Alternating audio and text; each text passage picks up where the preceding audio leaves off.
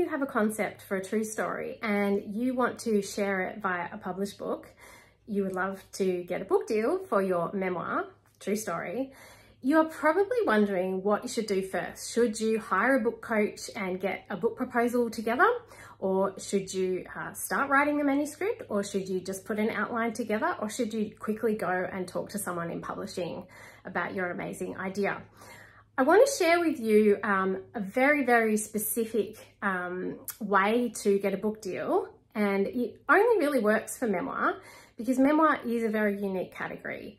And answer this question for you. What do you do first? If you have this incredible idea, you're ready to write your story, you're ready to share your story, but you want to get a book deal first, a publishing deal, so you can go off and write it. I'm twice published memoir author, and I also used to work as a freelance writer and editor. I've worked in media and publishing for over 20 years. And I secured my first memoir book deal from a query, and I did not have a huge platform. I am not famous, and it's all possible for you. So that's where my knowledge has come from. It's come from my own experiences and all the misinformation that I was given en route to becoming a published author. And also I've worked with many, many publishers, editors and agents across the world in different regions. And I know how memoir and nonfiction differs very much from selling a fiction manuscript. First thing you need to do, if you have not written any of the manuscript, is not to go and hire a book coach or go to a book proposal workshop. Because the thing about memoir is, to sell a memoir when you're not Kim Kardashian or someone very famous, for example, a celebrity memoir, is you do need to have a very strong concept, and you also need to have a strong narrative voice. This is how a literary memoir gets signed by a publishing house, for example, or an agent. So rather than go and work on the book proposal, which does work very much for selling a non-fiction, which is not a narrative, I recommend that you do quite a bit of writing just to get your head around what the story actually is, understand your narrative voice, and wrap your head around the structure of what you are going to be sharing. Now, this might sound counter to what a lot of publishing coaches have to say about selling your story via a book proposal, but in my experience and the memoirs that I have seen get great book deals when the author is not already enormously famous, you do have to have a very strong concept and breadth of written material to sell your book and get a book deal and a book advance before you actually to sign the contract. Now, this is because memoir book proposals differ a little bit to non-fiction book proposals. Where the non-fiction book proposal asks for sample chapters, you can choose 2 or 3 sample chapters for your book proposal for a non-fiction that are not chronological and are not from the beginning of the book. You're really trying to show them, show potential publishers or agents in a non-fiction book proposal the breadth and the variety of what is going to be included in the book. But with memoir, you really need to show that strong narrative voice and sense of point of view from the beginning of the story in your sample chapters.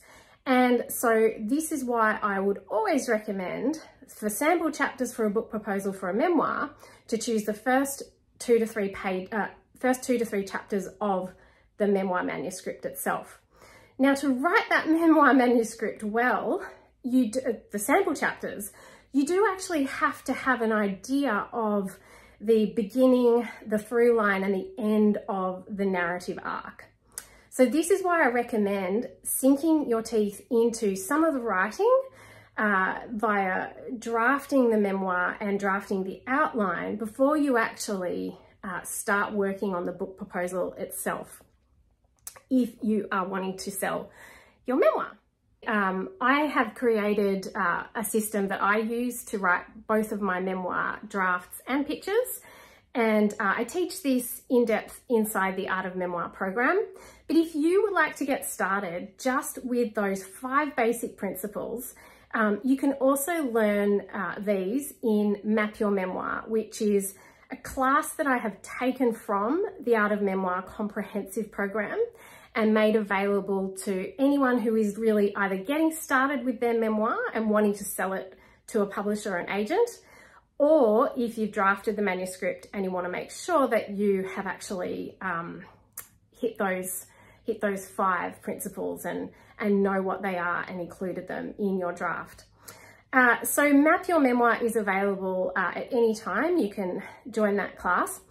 If you would like to start working on the manuscript, if you haven't even written 1 page, I do recommend that you sign up for my free masterclass, which is called, I can't remember what it's called, but it's all about a 90-day draft method, particularly for memoir that you wish to sell to a traditional publisher or agent.